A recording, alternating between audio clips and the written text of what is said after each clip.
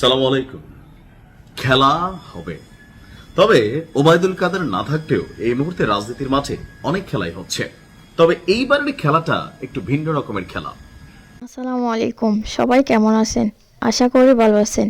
আপনারা সবাই ভিডিওর শুরুতে ভিডিওর কিছু অংশবিশেষ দেখে বুঝতে পেরেছেন ভিডিওটা কতটা গুরুত্বপূর্ণ। তাই আর বেশি কথা না বাড়িয়ে চলুন আমরা মূল আলোচনায় চলে যাচ্ছি। তার আগে সবাইকে রিকোয়েস্ট করব, যারা আমাদের চ্যানেলে নতুন আছেন প্লিজ সবাই সাবস্ক্রাইব করে সাথে থাকুন। চলুন ভিডিওটা দেখি। সালাম আলাইকুম। খেলা হবে, তবে ওবায়দুল কাদের না থাকলেও এই মুহূর্তে রাজনীতির মাঠে অনেক খেলাই হচ্ছে। তবে এইবারের খেলাটা একটু ভিন্ন রকমের খেলা। 501 নাম্বার কক্ষ নাকি অন্য কোনো কিছু, আসলে এ নিয়ে সোশ্যাল মিডিয়াতে নানান ধরনের মন্তব্য, আলোচনা, সমালোচনা চলছে। যখন চরমোনাই পীর ওরফে অনেকে ওনাকে যে নামে চিনেন, চরমোনাই পীর সম্ভবত আমরা বেশিরভাগ ওনাকে চিনি, মুফতি সৈয়দ মোহাম্মদ ফয়জুল করিম, তার বিরুদ্ধে আজকে একটা মামলা করা হয়েছে। আর এই মামলার পর তার যারা অনুসারীরা আছেন, প্রয়োজনে জীবন দেবেন, প্রয়োজনে রক্তের হোলি খেলবেন, তাও চরমোনাই পীরকে গ্রেপ্তার করতে তারা দিবেন না। এক অসম্ভবকে সম্ভব করার ইস্যু নিয়ে এই মুহূর্তে মাঠে গড়াচ্ছে। তবে আমার ধারণা এই মামলায় আসলে তিনি গ্রেপ্তার হবেন না, কারণ মামলার যিনি বাদী তিনি আমাদের কুমিল্লারই পোলা। তো বোঝাই যায় মাঝে মাঝে হয় কি যে নেতৃত্বের কাছে বা নেতার কাছে নিজের অবস্থানটা গুরুত্বপূর্ণ করতে মাঝে মাঝে কিছু বক্তব্য দিয়ে দেওয়া হয় বা ঘটনা করা হয়। ইসলামিক স্কলার যারা আছেন তাদের মধ্যে খুব বেশি যারা কথা বলে, আন্তর্জাতিকভাবে হোক বা দেশীয়ভাবে হোক আলোচনায় আছেন, এর মধ্যে মাওলানা মামুনুল হকের পরে আমার ধারণা তিনি হচ্ছেন চরমোনাই পীর সৈয়দ মুফতি ফয়জুল করিম সাহেব। আওয়ামী লীগ সরকারের সময়ও ব্যাপক আলোচনা সমালোচনার জন্ম দিয়েছিলেন তিনি। তবে এবার কুমিল্লাকে হাত দিয়ে তিনি ভুল করছেন, কারণ কুমিল্লা 6 আমাদের যে সদরের আসন, সেই আসনে যিনি সংসদ সদস্য আছেন মনিরুল হক চৌধুরী, তিনি হচ্ছেন আরেক বাঘ। সংশোধনের বক্তব্য যারা শুনছেন অলরেডি জানেন জিনিস একখান। কিন্তু তো সেই মনিরুল হক চৌধুরীকে নিয়ে সামাজিক যোগাযোগ মাধ্যমে উস্কানিমূলক, মানহানিকর এবং বিদ্বেষমূলক বক্তব্য প্রচারের অভিযোগে ইসলামী আন্দোলন বাংলাদেশের জ্যেষ্ঠ নায়েবে আমির অর্থাৎ চরমোনাই পীর সৈয়দ মোহাম্মদ ফয়জুল করিমের বিরুদ্ধে আজকে কুমিল্লা সদর দক্ষিণ মডেল থানায় একটা মামলা করা হয়েছে। তো মামলার বাদীকে মনিরুল হক সাহেব না, মামলার বাদী হচ্ছেন জালাল আহমেদ খোকন তালুকদার। তিনি আপনার এই মামলাটি করেছেন। নিজেকে তিনি কুমিল্লা মহানগরীর 26 নং ওয়ার্ড যুবদলের সিনিয়র যুগ্ম আহ্বায়ক হিসাবে দাবি করলেও মহানগর যুবদলের পক্ষ থেকে আবার বলা হচ্ছে বাদী খোকন যুবদলের কোন স্তরেরই সদস্য নন। অর্থাৎ যিনি মামলাটা করছিলেন হয়তো মনিরুল হক চৌধুরী সাহেবের সামনে একটু লাইট হইতে চাইছেন, কিন্তু যুবদলের পক্ষ থেকে বলা হয়েছে, কারণ এই মামলাটা ধোপে টিকবেন। আমি আগেই বলছি যে এটা নিয়ে এই মুহূর্তে সরকার কোনো বেকায়দায় পড়তে চাইবেন না, একটা ফ্যাক্ট তো তৈরি হবে।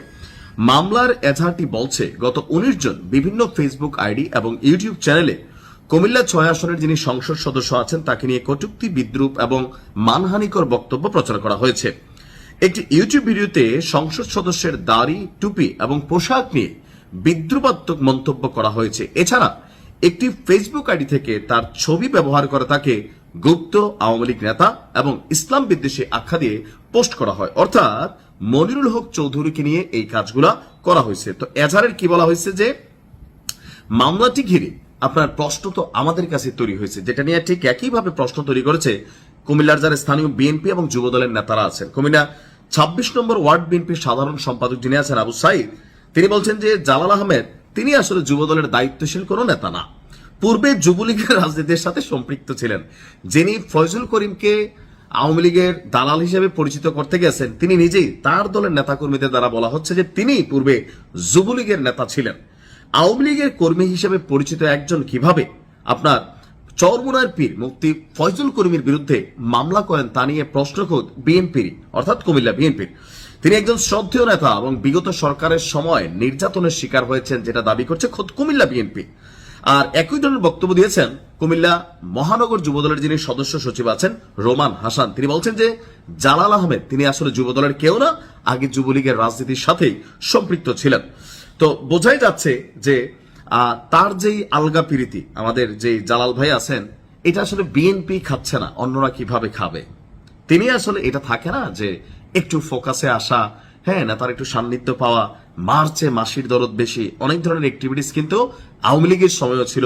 ইয়া মুজিব করতে করতে পিঠের মধ্যে চাবুক দৌড়া মারা ভিডিওগুলো আপনারা দেখছেন না, ওই রকমই আর কি কিছুটা, যে মনিরুল হক চৌধুরীর সুদৃষ্টি পাওয়ার জন্য এই কাজটা করছেন, কিন্তু এখন নিজেই গুপ্ত বা যুবলীগের কর্মী হিসাবে ফেসে যাচ্ছেন।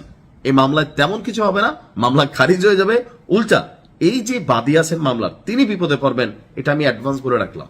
ভালো থাকুন, আসসালামু আলাইকুম। হলুদ বাটো মেহেন্দি বাটো গাথো ফুলের মালা, আসবে মামুনুল হাসবে ঝর্ণা হবে প্রেমের খেলা। 501 জিন্দাবাদ। সেই 501 501 সিনেমা তৈরির দরকার ভাবিয়ে মুসলিম খুশি।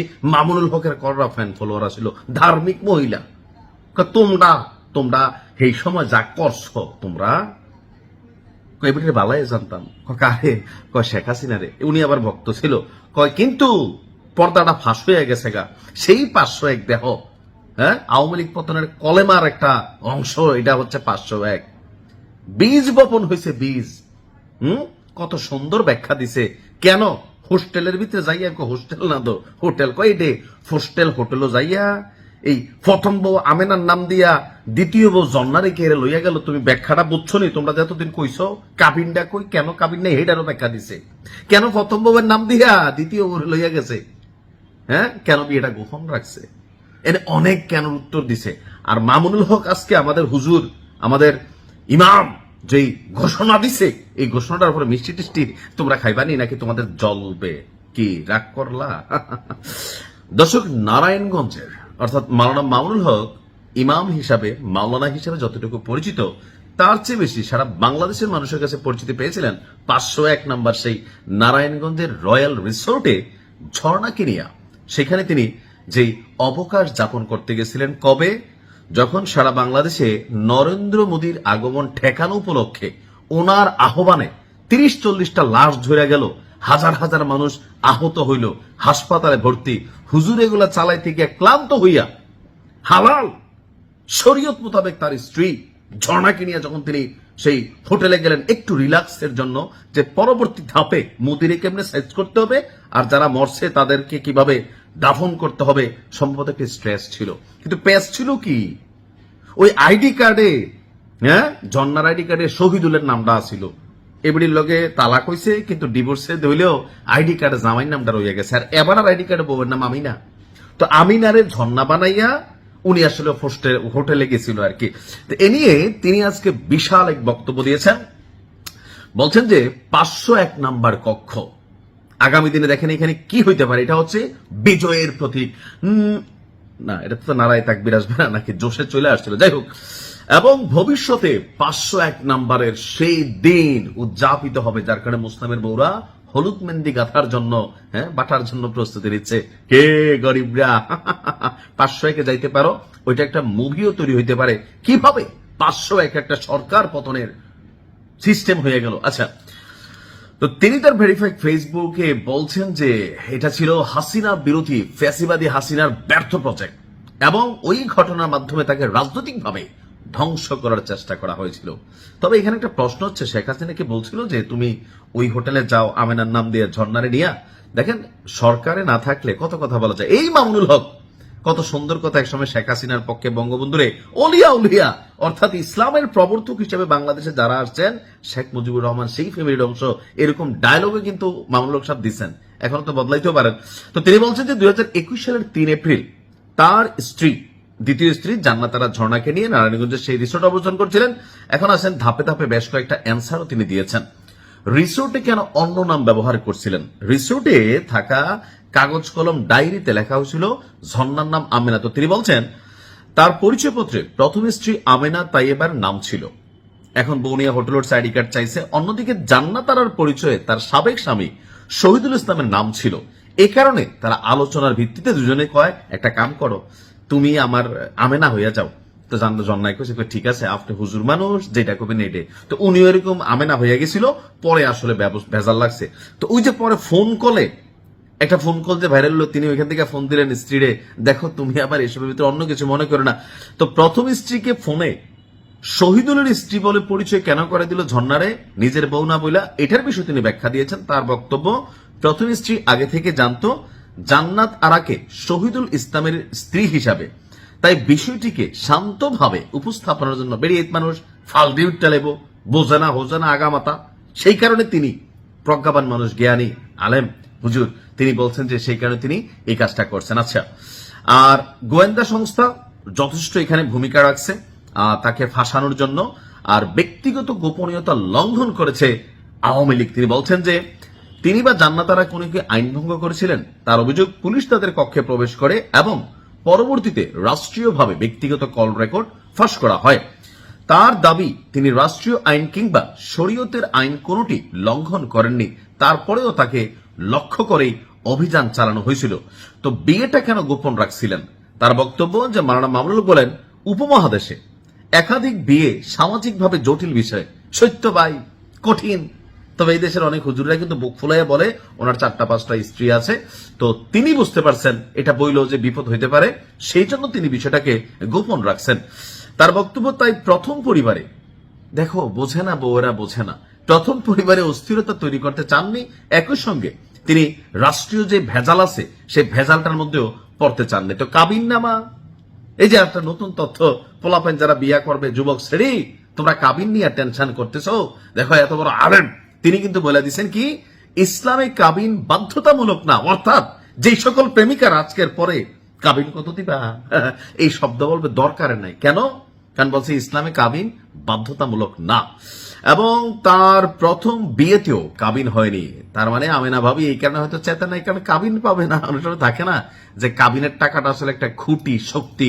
তো এখানে বক্তব্য হচ্ছে যে ওনার যে প্রথম স্ত্রী আমেনা তৈয়বা, তার সাথেও নাকি বিয়েতে কাবিন হয় নাই, আর এই নিয়ে তার পরিবার বা আশেপাশের মানুষ জানতেন। তো এরপরে এবিডিটি কি বিয়া করে ছেড়ে দিছে না দিছে একটা কামাই রুজির ব্যবস্থা করছে। মাশাআল্লাহ, হুজুর বলছে যে বিয়ের পর জান্নাতারাকে একটি কোরআন শিক্ষা কেন্দ্রে ভর্তি করিয়ে দিয়েছিলেন এবং পরে তিনি সেলাই, নারীদের বিভিন্ন প্রশিক্ষণ কাজে যুক্ত হয়ে যান।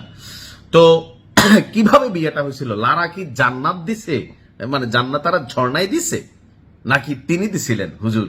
তো তার বক্তব্য হচ্ছে যে বিবাহ বিচ্ছেদের পর ঝর্ণা তার সাথে যোগাযোগ করেন এবং এক পর্যায়ে তিনি তাকে বিয়ের প্রস্তাব দেন যে মামুনুল হক হুজুর, দেখেন আপনি আমাকে নিকাহ করতে পারেন, এই ধরনের একটা প্রস্তাব দিয়েছেন। তো হুজুর চিন্তা করলো অসহায় একজন নারী, বিধবা, আহারে 2টা সন্তান নিয়ে কোথায় যাবে, সেই জন্য তিনি চিন্তা করলেন এটা একটা সওয়াবের কাজ হবে। ইসলাম কিন্তু এটা সওয়াবের কাজ, বিধবা যাদের বা ধরেন ডিভোর্সি তাদেরকে বিয়ে করা সওয়াবের কাজ। তো এই বিষয়গুলোকে মাথায় রেখা তিনি করছেন, এমনকি তিনি আগে থেকেই জানাই দিয়েছেন যে ইসলাম ধর্ম অনুযায়ী দুইটা বউ থাকলে যে ইনসাফ করার বিষয়টা আছে, এই বিষয়টার যে বাধ্যবাধকতা তা তিনি পুরোপুরি বাস্তবায়ন করতে পারবেন না।